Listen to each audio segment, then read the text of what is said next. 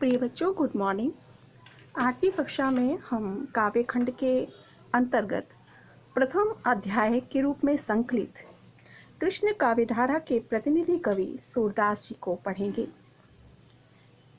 आपके अध्याय में सम्मिलित सभी पद सूर सागर से लिए गए हैं। बच्चों, मैं सूरदास जी का जीवन परिचय आपको पहले ही भेज चुकी हूँ, जो आपने कॉपी पर लिख लिया होगा। चलिए अध्याय प्रारंभ करते हैं। पहला पद देखिए।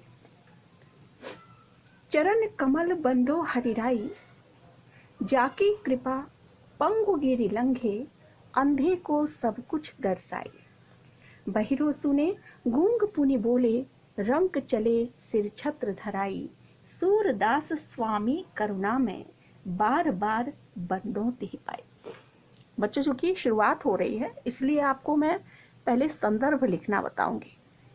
संदर्भ आप लिखेंगे कि प्रस्तुत पद हमारी पाठ्य पुस्तक के काव्य खंड में संकलित सूर सागर से उद्धृत पद नामक रचना से लिया गया है।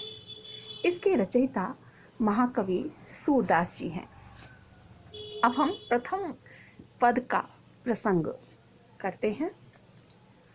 बच्चों, इस पद में असंभव को भी संभव बना देने वाले भगवान कृष्ण के चरण कमलों की वंदना की गई है।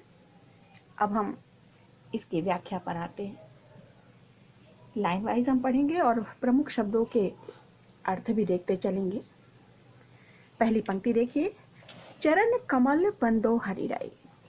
सूरदास जी कहते हैं कि मैं भगवान कृष्ण के चरण कमलों की वंदना करता हूँ।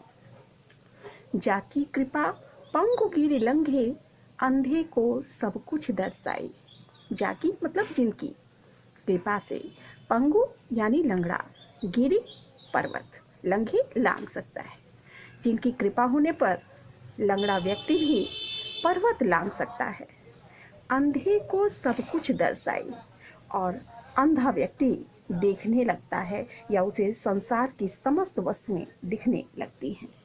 बहिरो सुने, बहरा सुनने लगता है। गूंग पुनि बोले, गूंगा व्यक्ति पुनः बोलने लगता है। रंक चले सिर छत्र धराई, और रंक का अर्थ तो भिखारी होता है, भिक्षुक होता है, लेकिन हम यहाँ पर निर्धन कहेंगे। और निर्धन व्यक्ति भी राजा के समान सिर पर छत्र धारण करके चल सकता है। अर्थात श्री कृष्ण की कृपा होने पर निर्धन भी राजा बन सकता है। सूरदास स्वामी करुणा में, बार बार बंदों तिहि पाई। कहते सूरदास जी कहते हैं कि ऐसे करुणा में, ऐसे दया में स्वामी श्री कृष्ण के चरणों की मैं बार बार वंदना करता हूँ। बच्चों, इसे एक बार दोहरा रही हूँ। सूरदास जी कहते हैं कि मैं श्री कृष्ण के उन चरण कमलों की वंदना करता हूँ जिनकी कृपा होने पर लंगड़ा व्यक्ति भी पर्वत लांघ सकता है। अंधे को सब कुछ दिखने लगता है, बहरा सुनने लगता है, गूंगा फिर से बोलने लगता है, और निर्धन व्यक्ति भी राजा के समान सिर पर छत्र धारण करके चल सकता है। सूरदास जी कहते हैं कि ऐसे करुणा में, ऐसे दयावान श्री कृष्ण की चरणों की मैं बार बार वंदना करता हूँ।